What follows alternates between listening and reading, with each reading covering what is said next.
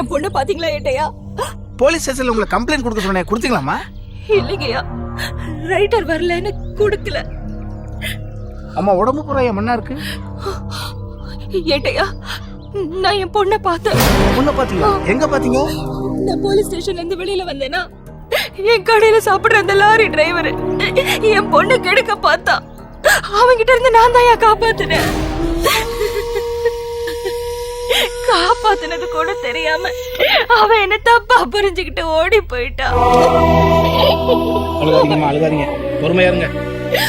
அவளை பிடிக்கலான்னு ஒண்ணுனா அந்த பழா போன யானை குழியில விழுந்துட்டேன்.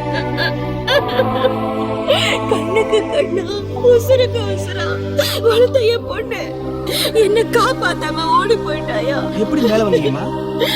அந்த பக்கமா போனவங்க தான் என்ன காப்பாத்தினாங்க ஏட்டையா.